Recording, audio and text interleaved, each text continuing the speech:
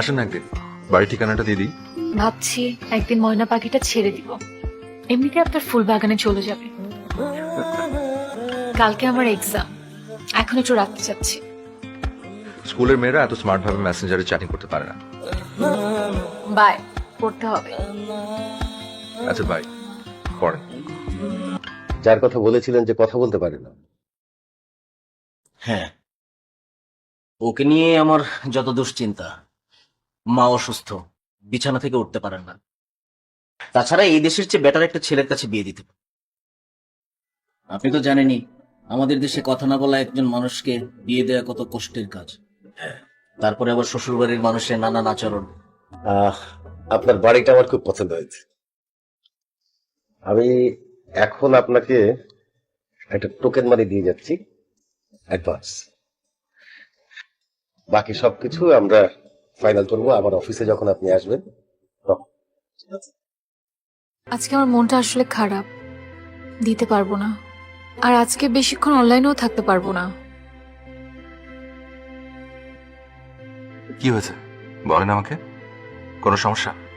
সমস্যা থাকলে সমস্যার সমাধানের চেষ্টা করবো। আজকে না বলতে ইচ্ছে করছে না, কালকে বলি। এখন একটু ঘুমোতে ইচ্ছে করছে, এক্সাম শেষ তো। ঠিক আছে, রেস্ট নিন। একটু ওয়েট করতে, আমি একটু রেডি হয়ে আসবো। তুই যাবি কেন? তোর যাওয়ার দরকার নেই। তুই গাড়ির মধ্যে ঘুরে বক বক করস, কান জ্বালাপালা হয়ে যায়। আমি বেশি দূর যাবো না, 10 কিলোমিটার যাবার চলে আসবো। মানে গাড়িটা টেস্ট করতে হবে। যদি এর মধ্যে গাড়ির ইঞ্জিন বন্ধ হয়ে যায় তাহলে তোর গাড়ি অবশ্যই খারাপ। আমি তোর গাড়ি টেস্ট করবো না করবো না। ওকে বাবা, কর।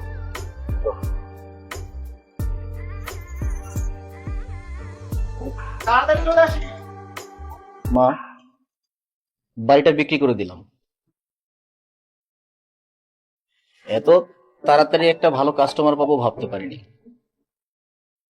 এই বাড়িটা কি বিক্রি না করলে হতো না? হ্যাঁ? আর আর এই বয়সে আমি বিদেশে গিয়ে কি করব বল?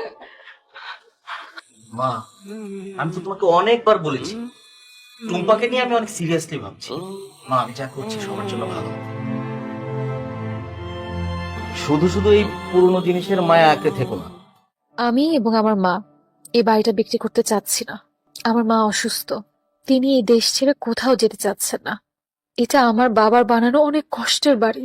মা এই বাড়ির স্মৃতিকে আঁকড়ে ধরে এদেশে থাকতে চান। আমি যদি কথা বলতে পারতাম তাহলে আমাদের কষ্টের কথাটা আপনাকে বুঝিয়ে বলতে পারতাম, কিন্তু আমি তো কথা বলতে পারি না। চিঠির ভাষা দেখে আপনি আমাদের কষ্টটা বুঝে নিবেন। ব্যবসাটা আমার একান্ত, আমরা 3 বন্ধু মিলে পার্টনারশিপে ব্যবসাটা চালাই। তোমাদের এই বাড়িটা কেনার ব্যাপারে সিদ্ধান্তটা ফাইনাল হয়ে আছে।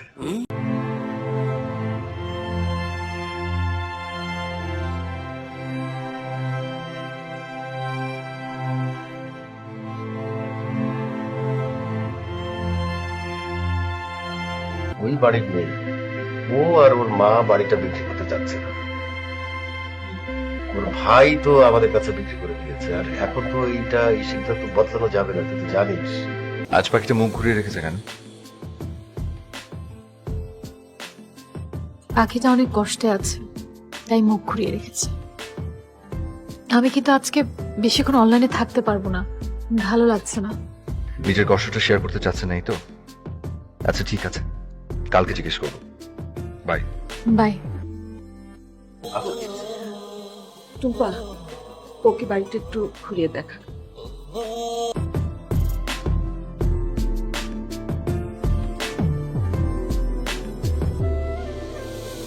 ধরো কেউ যদি এসে তোমাকে ভাত টাত মেখে খাইয়ে দিত, তাহলে তুমি নিশ্চয়ই আরো খুশি হতে।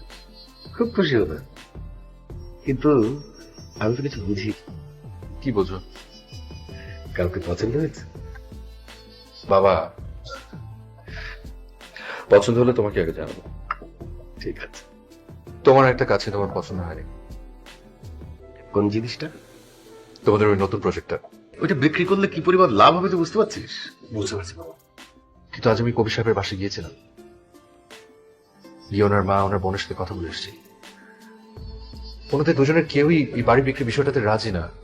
দেখ, এটা তো আমাদের ব্যবসা, আর বাড়িটা কেনার ব্যাপারে সিদ্ধান্ত ফাইনাল হয়েছে। বোর্ড মিটিং এ এটা নিয়ে আলোচনা হয়েছে এবং সবাই অ্যাগ্রি করেছে।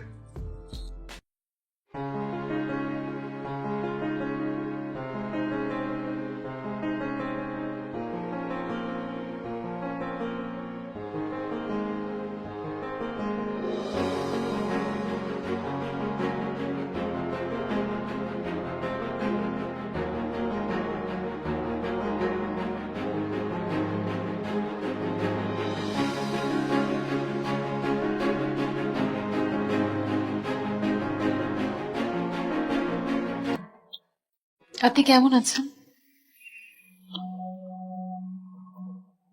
ভালো, কিন্তু গত দুদিন আমি আপনাকে অনেকগুলো টেক্সট করেছি, আপনি একটারও রিপ্লাই করেননি। আচ্ছা, আপনাকে একটা প্রশ্ন করি। হ্যাঁ বলেন। আমি যদি বিদেশে চলে যাই, আমি কি আমার পাখিটাকে আমার সঙ্গে নিতে পারবো? নিয়ে যেতে পারবেন। আর মানুষের মন কি কাঁদে না? মানুষ কি তার চেনা পরিচিত পরিবেশ ছেড়ে যেতে কষ্ট পায় না? অবশ্যই পাই, একা না পারলে কাউকে সঙ্গী করে নিতে হয়।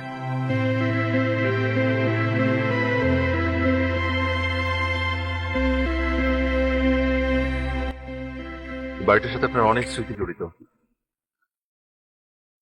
নর্মালি তাই হবার কথা। তাই আপনি চাচ্ছেন না যে বাড়িটা আপনার হাতছাড়া হয়ে যাবে। এই বাড়িটা আপনাদের হাতছাড়া হবে না, আমি হতে দেব না। বিশ্বাস করতে পারছেন না তাই তো? মাত্র দুদিন দেখা হয়েছে আমাদের।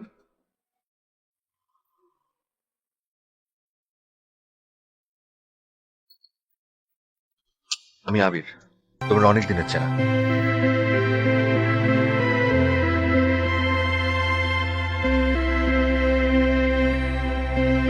আমার খুব ভালো লাগছে যে শেষমেশ আমরা ডিলটা ফাইনাল করতে পারলাম। আমি আসলে আপনাকে পুরো পেমেন্টটাই করে দিতে চাচ্ছি, আর আগামীকাল দলিলটা ফাইনাল করব। জি, আজ তাহলে আমি উঠছি। জি, কাল দেখা হচ্ছে। আচ্ছা। সালাম। ওয়ালাইকুম সালাম।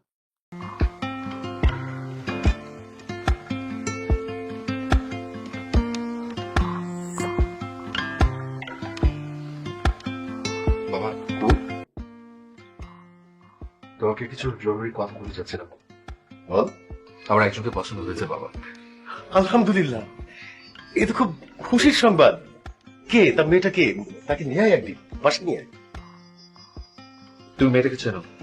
আরে তুই কি প্রেমে অন্ধ হয়ে গেলি? বাবা, আমি জানি তুমি আমাকে অনেক ভালোবাসো, আমি তোমাকে অনেক ভালোবাসি।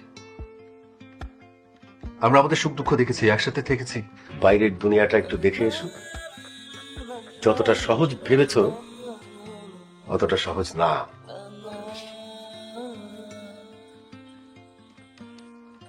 ওকে সাথে নিয়ে দেখতে চাই বাবা।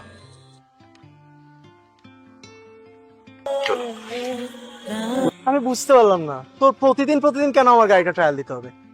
আর ট্রায়াল দিবি ভালো কথা, তো ট্রায়াল তো দিচ্ছিস না, এখানে এভাবে এসে দাঁড়িয়ে থাকার মানেটা কি? আমার লাকি চার্ম, তাই কোনো শুভ কাজ করতে আসলে আমি তোর এই গাড়িটা সাথে করে নিয়ে আসি। ও এই কথা।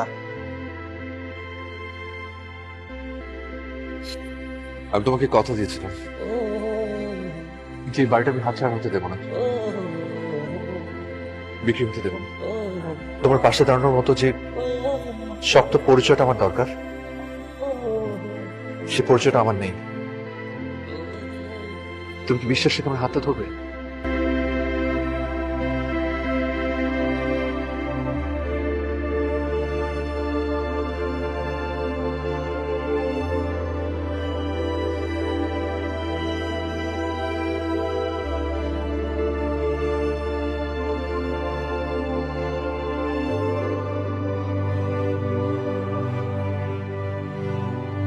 টেনশন করিস না, দুইজন সাক্ষী লাগবে তো, আমি এখনই সজীবকে ফোন দিচ্ছি। চল। আমার বোনকে তুমি চেনো কতদিন ধরে? ওকে ভালোবেসে বিয়ে করেছো নাকি এই বাড়িটার লোভে বিয়ে করেছো? ওকে বিয়ে করলে এই বাড়ির টাকাটা দেওয়া লাগলো না?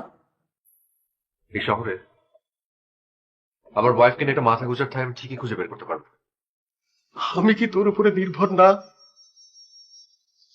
তুই ছাড়া আবার কে আছে বল? বাবা মায়েরা আশ্রয় দেয়, আশ্রয় কেড়ে দেয় না। আপনি আমার বৌমার নামে বাড়িটা লিখে দেবেন, যাতে কোনোদিনই আমার বৌমাকে এই বাড়ি ছেড়ে চলে যেতে না হয়। বাবা, থ্যাংক ইউ বাবা, থ্যাংক ইউ সো মাচ। আমার এই কথা না বলতে পারা বোনটার দায়িত্ব কেউ ভালোবেসে নিতে পারে তা কখনো আমার চিন্তাতেও ছিল না। ওকে নিয়ে সবসময় আমি দুশ্চিন্তায় থাকতাম। আমার এই বোনটার জন্যই তো সবকিছু, আমি না হয় গিফট করি।